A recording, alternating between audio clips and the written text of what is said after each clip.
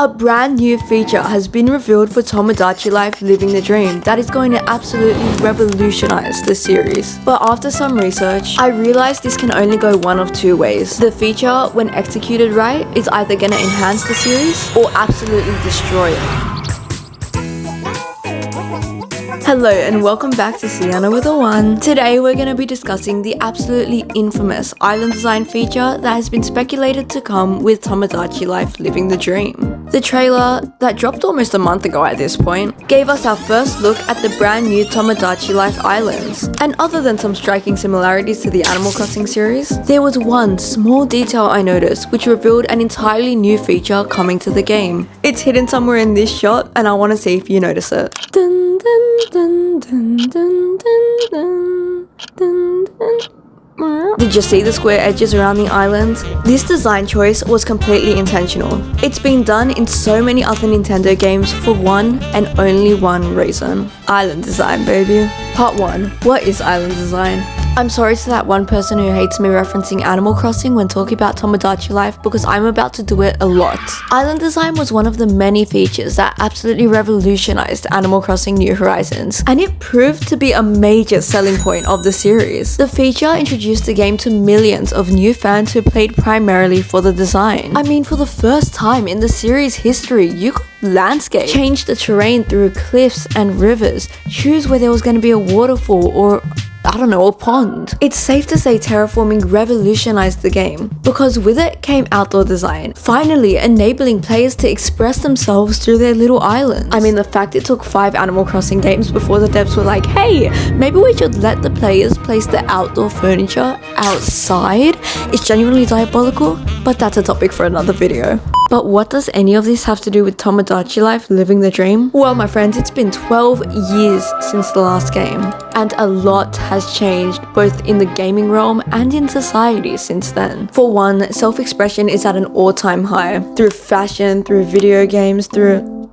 bedroom decorations, but also pretty much every game ever allows you in some degree to express yourself through design. It is inevitable that Tomodachi Life has followed down this path. I mean, the implementation of the design feature would literally be the bare minimum to keep up with gaming standards in 2025. If they seriously released a cozy game in 2025 without any kind of design features, I would be shooketh, to say the absolute least. So what would the feature look like and how would it affect gameplay?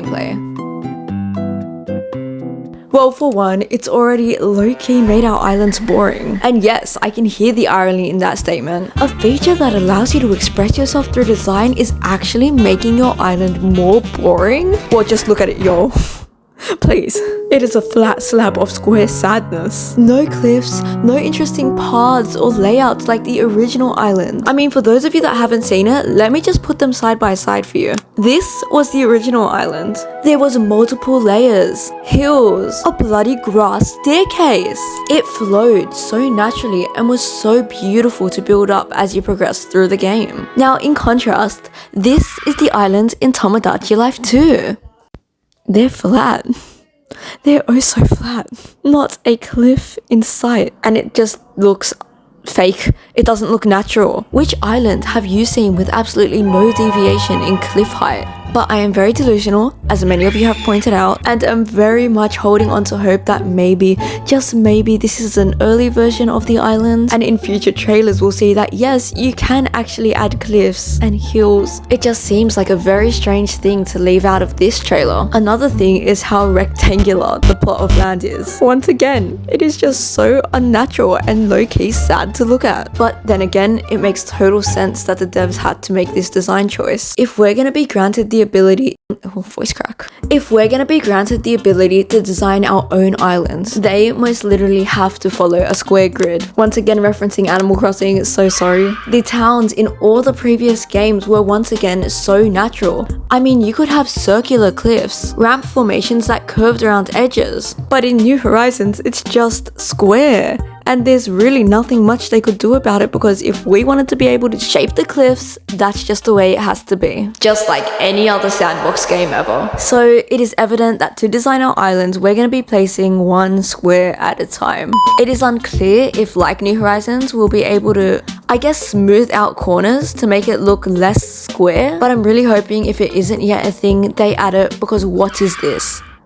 What is this? This game, as we all already know, also comes with 2 renovation stores for the first time ever. The first is called TNC Reno, which is evidently for home design, or I guess just indoor design, which is very exciting because it means in this game we're gonna be able to design the houses, guys. Like, what a game changer. Though in saying that, there's also a major part of me that fears it's gonna take away from the realism of the game. Something I loved about the original Tomodachi life is that you didn't have control over your world. You weren't God. You were kind of just there to watch over your maze, and that's what made it so immersive. Being able to design their houses, while it's gonna be fun, will definitely take away from the realism of the game. But the same can be said about the island design that comes alongside the second store, Quick Build. I mean, it is evident from just the logo of the store that this is a store for outdoor design. You can see a hand moving a cube around, which we can assume is going to be the blocks used to build the island. Actually kind of Minecraft-esque now that I think about it. But you can also see some bags of dirt and shrubs on the outside of the store, meaning we're going to be able to choose where the trees and the shrubs go in this game as well. Whether or not we're going to have the ability to choose the layout of the roads and homes is still very much unknown. But if the theories are right and we are going to be able to design the islands, which I'm pretty sure is obvious based on all the evidence we've gone through this video, then it is pretty much inevitable that we're going to have the ability to do that. I'm pretty excited by the possibility of being able to design my own shopping district, choose the location of my neighborhoods and my news tower, potentially even the beaches, though that wasn't a thing in New Horizons, so I'm not too sure if we'll be able to change the design of that. I'd also like to point out that the island they show at the end of the trailer is not the same one used throughout. The flowers that can be seen at various points throughout the trailer are nowhere to be seen in the end, which once again goes to show that they're 2 different islands designed completely differently. Actually, now that I think about it, does that point in itself not confirm the fact that we're gonna have the ability to choose the location of houses and furniture pieces? I mean, how else would they be 2 completely different islands? It just makes sense. And now that we know what island design is and how it's gonna work, how might this impact the game? For me, personally, island design is something that couldn't come sooner. I love to express myself through design, and some of my favorite games of all time are sandbox games. That's why when New Horizons came out and finally allowed you to design the outdoor world, I was over the moon. It adds such a sense of progression to the game. This town is gonna grow alongside you and the amount of hours you are willing to put into it. And it also adds a sense of attachment to each island. I know the game is gonna go crazy on Pinterest, where people will share their island designs and inspire others to create their own. And by doing so, the game will be introduced to millions of players, which is honestly the biggest win in of itself, because it pretty much confirms that Tomodachi Life will be a series that sticks around throughout all the eras of Nintendo. But I personally love and have always loved design. What about the player that simply wants to be immersed within the game? The player that doesn't want to sacrifice realism to be able to choose where the restaurant goes? Well, for them, this feature may be one of the worst implementations to Tomodachi Life. With island design comes a lot of pressure which simply cannot be avoided. Comparison truly is the thief of joy.